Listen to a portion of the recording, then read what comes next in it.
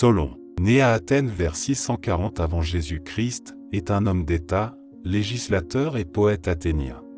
Il est considéré comme l'instaurateur de la démocratie à Athènes et fait partie des 7 sages de la Grèce. Il meurt sur l'île de Chypre vers 558 avant Jésus-Christ après son opposition à Pisistrate, malgré son exil chez Philocyre. Vieillissez en apprenant toujours quelque chose de nouveau. Aucun mortel n'est heureux, mais aussi aucun de ceux qu'éclaire le soleil n'est vertueux. 2 est un Dieu maître suprême. Nous ne pouvons avoir qu'une idée obscure de la divinité. Conjurons ce maître suprême de répandre quelques rayons de sa gloire sur nos lois et de leur donner un heureux succès. Il est difficile de connaître l'étendue de la science universelle, elle est cachée dans une obscurité impénétrable, elle repose hors de notre sphère en un lieu sublime, qui sert de limite à toute chose. Souvent les peuples imprudents se trouvent tout à coup dominés par les usurpateurs. N'attribuez pas aux dieux les maux qui vous accablent. Avec la justice au contraire règne la modération, elle tempère la dureté, elle abaisse l'ambition, elle repousse l'injure et l'outrage. Il vaut mieux apprendre tard que rester dans l'ignorance.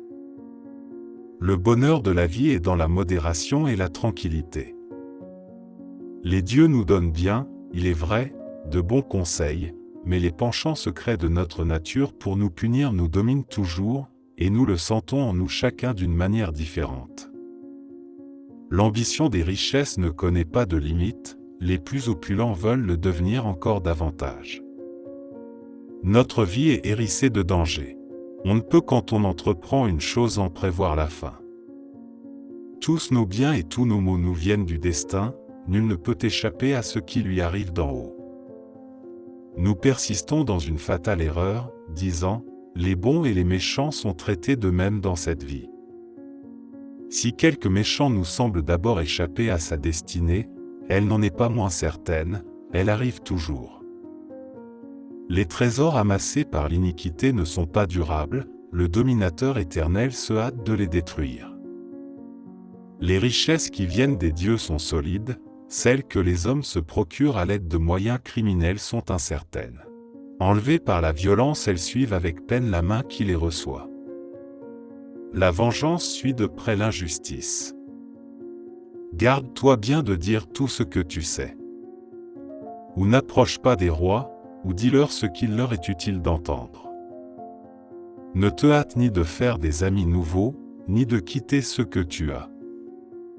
Redoute la volupté, elle est mère de la douleur. La société est bien gouvernée quand les citoyens obéissent aux magistrats, et les magistrats aux lois. Tant que tu vivras, cherche à t'instruire, ne présume pas que la vieillesse apporte avec elle la raison. Il se commettrait peu de crimes si les témoins de l'injustice n'en étaient pas moins indignés que les malheureux qui en sont les victimes. La maison la plus heureuse est celle qui ne doit pas ses richesses à l'injustice, qui ne les conserve pas par la mauvaise foi, à qui ses dépenses ne causent pas de repentir. Ne donne pas à tes amis les conseils les plus agréables, mais les plus avantageux. Les richesses changent tous les jours de maître. Bien des méchants s'enrichissent, bien des hommes vertueux languissent dans la misère. Les courtisans ressemblent à ces jetons dont on se sert pour compter, ils changent de valeur au gré de celui qui les emploie. Quoi que tu saches, consens à te taire.